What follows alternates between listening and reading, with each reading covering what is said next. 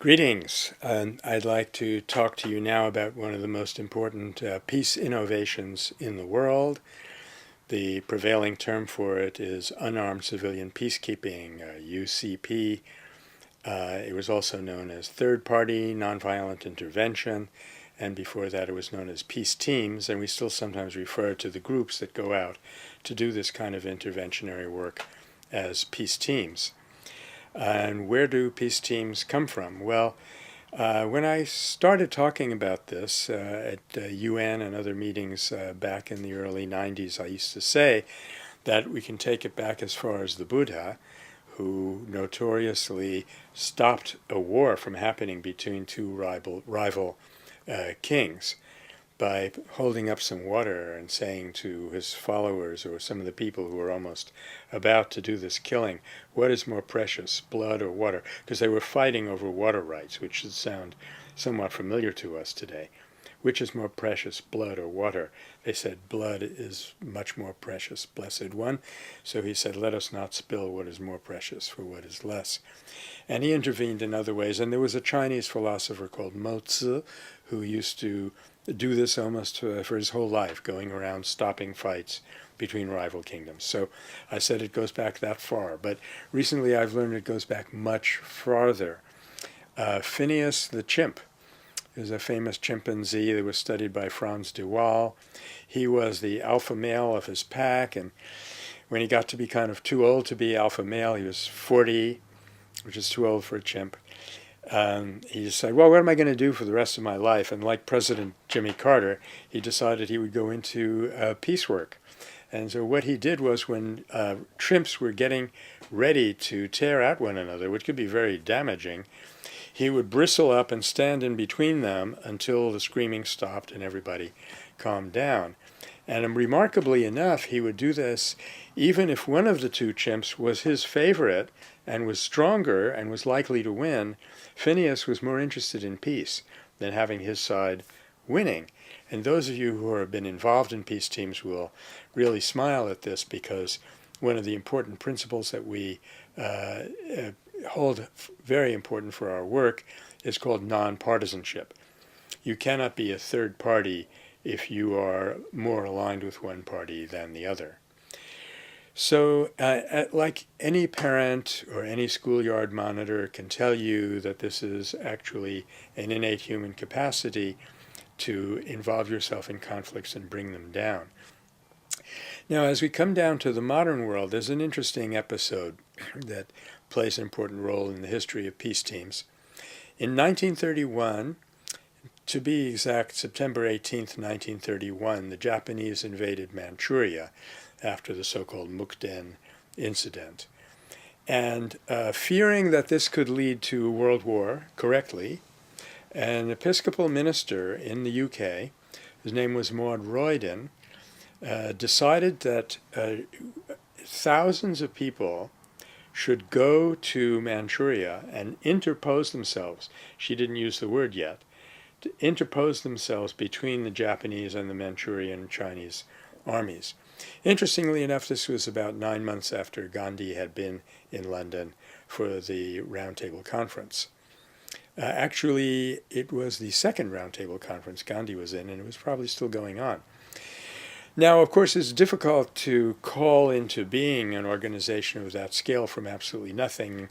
By the time people had signed up for it in any numbers, the war had spread out over a wide area, and it was not possible. And some of the Indians who were with Gandhi said to her, you are trying to use a weapon which you do not yet have. But it shows you that this idea of creating not just an individual spontaneous intervention, but a systematic, institutionalized intervention has a tremendous possibility and a tremendous power. And some believe, myself among them, that this really could be the way to end the war system. People wage war when they don't have an alternative, or they don't know that they have an alternative. Building peace teams up to the point where they can understand that there is an alternative might make it much easier, at least, for people to renounce war, which is a deeply held value in the United Nations and in the heart of every person. And although he was primarily concerned with the decolonization of his own country and the breaking down of the colonial era, rather than with the war system per se, Gandhi did play an extremely important role in the development of modern peace teams. In fact, the term peace teams and peace army goes back to him. Shanti Sena means peace army.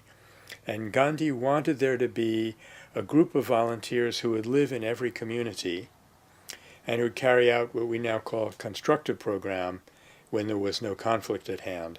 And when conflict broke out, they were to do good offices to de-escalate the conflict, and if none of that worked, for example, the rumor abatement and carrying messages back and forth, if none of that worked, setting up mediations, if that didn't work, then they were to be willing to interpose themselves.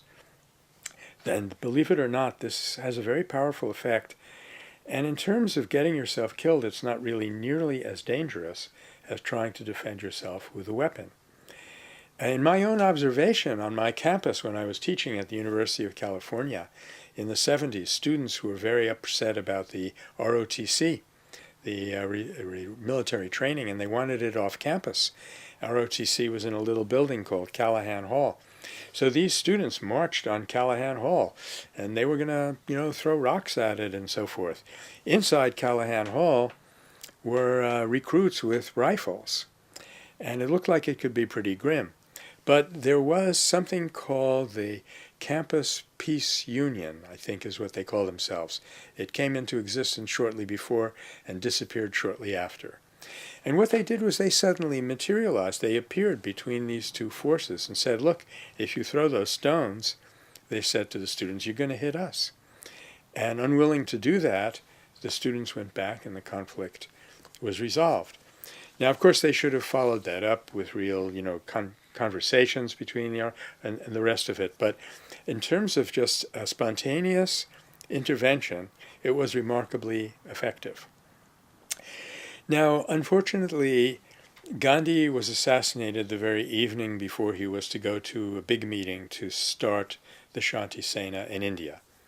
It did nonetheless start, and it was led by very prominent Gandhians like Narayan Desai and Jayaprakash Narayan. And it had limited successes in the Goan decolonization, which happened shortly after independence of India, and against the Chinese border incursion of 1962. Limited successes, but not enough to inspire them to really keep going. So the idea more or less subsided on Indian soil. I'm actually going to be going to a meeting shortly to see if it can be reinvigorated. But then in the rest of the world, the idea lived on. And in 1981, in 1981, on Grindstone Island in Canada, a group met which led to the formation of what became one of the most important intervention organizations that does cross-border work in South America and many other places, Sri Lanka, Peace Brigades International. Shortly after that, there was a book by a friend of mine, Charlie Walker, called The World Peace Guard, which called for an unarmed agency for peacekeeping, which should be a worldwide institution. And that was in 1983. And then in 1993 came from Sister Evelyn Jagan a report on a global peace consultation. While these consultations were planned and argued for, many other organizations actually started to do this work. Interestingly enough, some of them were explicitly religious or religion-based, like Christian peacemaker teams, Jewish Peace Fellowship, Buddhist Peace Fellowship, Muslim Peace Fellowship, under the aegis of the Fellowship of Reconciliation, those last three, and Witness for Peace. And some of them were nominally secular, like Peace Brigades International and others. But in my view, they were equally religious. If you are sacrificing, risking your life for the well-being of another person, you have the same spiritual motivation, whether you affiliate yourself with a sectarian group or not. These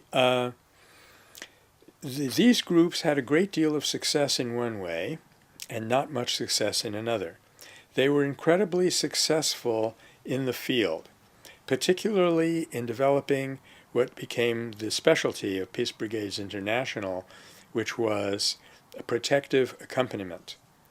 In one case in particular, in Guatemala, there was a group called the Grupo de Apoyo Mutual, the Group for Mutual Support, which is a human rights group. And incidentally, I think that modern peace team work comes from a kind of confluence of humanitarian intervention, leading to the idea that borders are not sacrosanct, and human rights work. So what they did was call upon Peace Brigades International to send people to accompany them. PBI would have a person accompany a threatened human rights worker 24/7, round the clock. Go to work with them, go home with them. No one who was directly being accompanied by a person carrying out protective accompaniment has ever been abducted or killed. A few have been taken when our back was turned, so to speak. But in the case of this group in Guatemala, it enabled that group to survive, and that eventually led to some kind of peace process in that country. So what you have is a small group of people using very modest resources. And for example, a friend of mine, John Paul Lederach, has calculated that for 3% of the world's military budget, you could build this into a worldwide institution. What you have is a small group of people who are trained but not armed, who know something about nonviolence, and who are willing to go as a nonpartisan interventionary force, have carried out tremendously successful small-scale work. Nonviolent Peace Force, for example, has been incredibly successful in rescuing child soldiers who had been abducted. This was in Sri Lanka.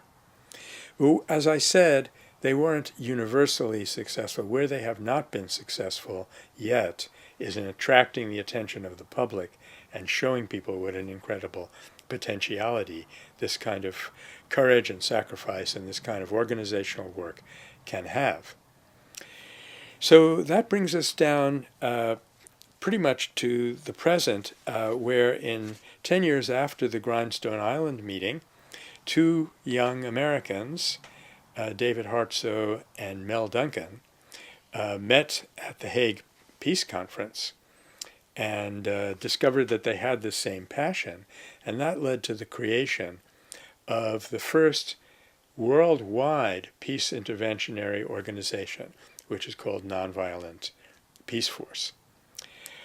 Now, let me go back a little bit if we want to really talk about the potential of peace teams. Gandhi had a close associate, a devout Muslim, whose name was Khan Abdul Ghaffar Khan, otherwise known as Badshah Khan or King Khan. And in his role in the freedom struggle leading to the independence of India was to collect an army of what they called servants of God, Khudai Khidmatgars. Now, the servants of God, they had uniforms, they were very obedient to their ruler, they were drilled, but they were not armed. And they were dedicated to principles of nonviolence. They took out a very strong pledge, one of the strongest nonviolent pledges in the world. They were a few hundred in number until they were brutally massacred at the Kisakani Bazaar, again in 1931. Seems to be a pivotal year for its development. After that massacre, their numbers swelled to 80,000. This is called sometimes a paradox of repression, where the more you repress people, the more they revive. And what this shows us is there is absolutely no inherent reason that we could not take peace teams to scale. There is no reason why we couldn't have enough resources to have rapid response teams, which would go into an area where conflict is flaring up and do interposition if necessary, and prior to interposition doing rumor abatement and doing the other things that peace teams have gotten to be so good at doing. The only thing necessary for that to happen is for people to understand the power of nonviolence, its applicability in this domain, and the fact that there are thousands of people who are willing to take this risk to bring peace to the world. Let's hope that with the good offices of the United Nations and other world organizations, we may be able to change the perception of people so they do understand the incredible power of this work, and that people are willing to risk themselves to do it, even though in fact they're far less at risk than military peacekeepers are. And that this gets recognized and supported the world over, and if and when that happens, I believe that we could be rapidly on the path to a true, meaningful global peace. Thank you very much.